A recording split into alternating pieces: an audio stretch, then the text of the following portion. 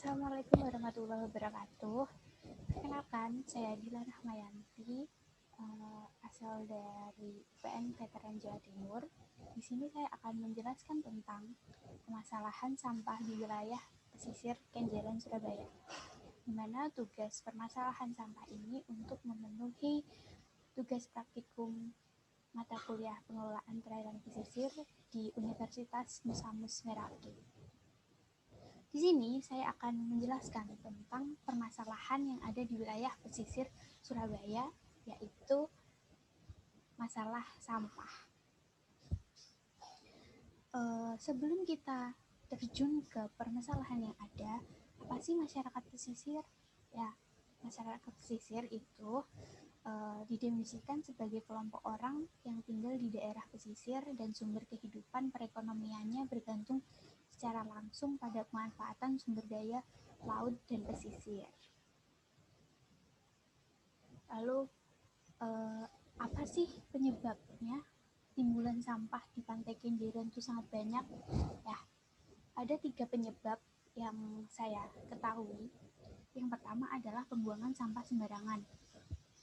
Pembuangan sampah sembarangan itu masyarakat warga Kenjeran, warga pesisir Kenjeran belum memahami tentang bagaimana caranya untuk membuang sampah pada tempatnya.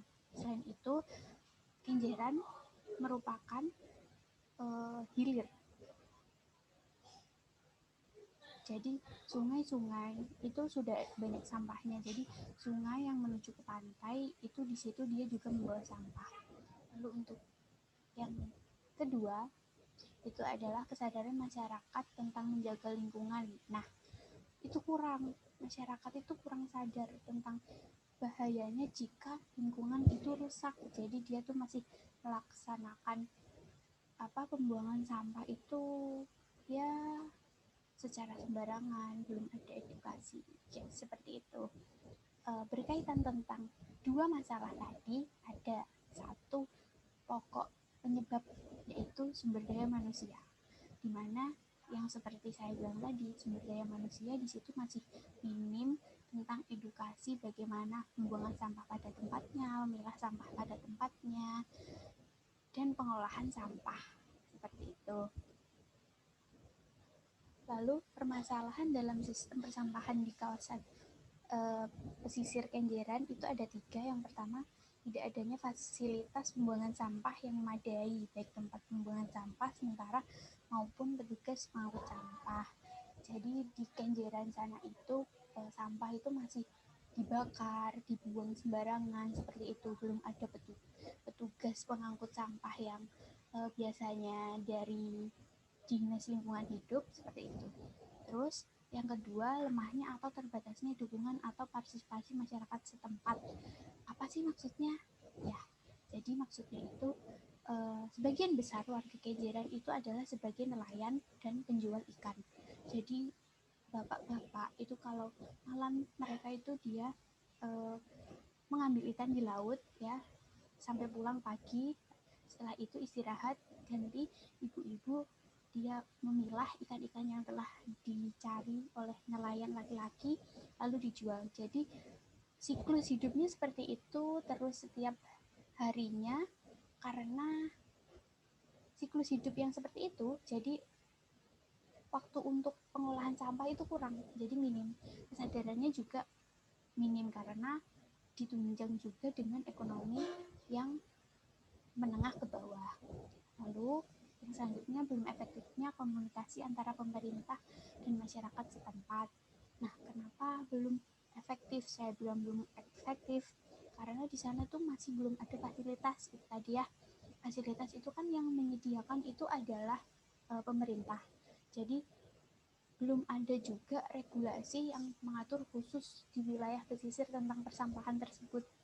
Seperti itu. Lalu dampak apa yang terjadi jika sampah itu semakin menumpuk? Nah, yang pertama itu ada kerusakan lingkungan. Kerusakan lingkungan di situ bisa jadi kualitas air itu dia itu akan menurun, kualitas tanah itu akan menurun karena pencemaran sampah itu tadi.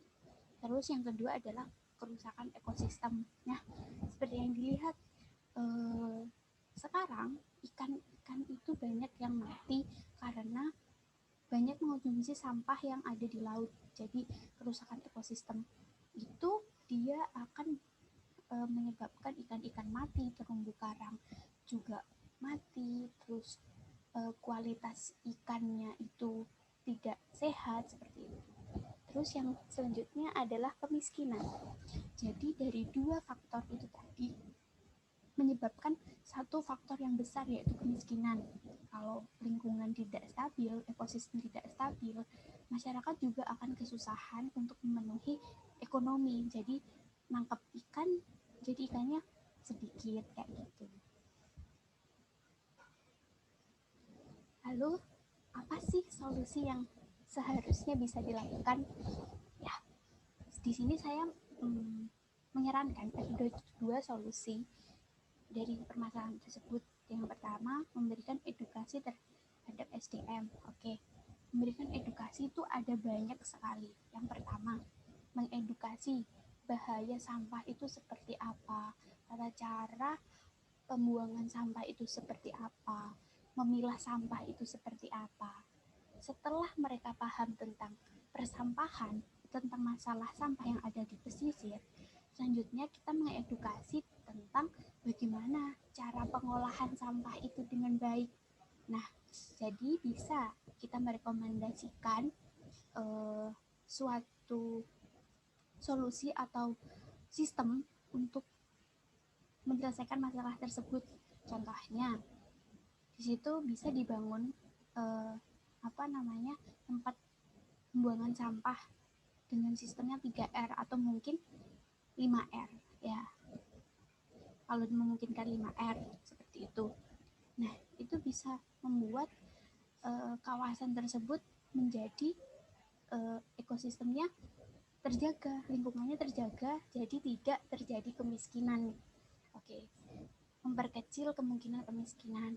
Terus yang solusi yang kedua adalah membuat regulasi yang sesuai. Jadi membuat regulasi tentang persampahan yang ada di wilayah pesisir tersebut, tentang pembuangan sampah itu bagaimana, pengolahan sampah itu bagaimana, tentang hukuman jika membuang sampah sembarangan, atau hukuman tentang jika tidak mengolah sampah dengan baik di wilayah pesisir. Seperti itu. Ya, mungkin itu saja yang dapat saya sampaikan. Mohon maaf apabila ada kurang dan lebihnya. Terima kasih. Wassalamualaikum warahmatullahi wabarakatuh.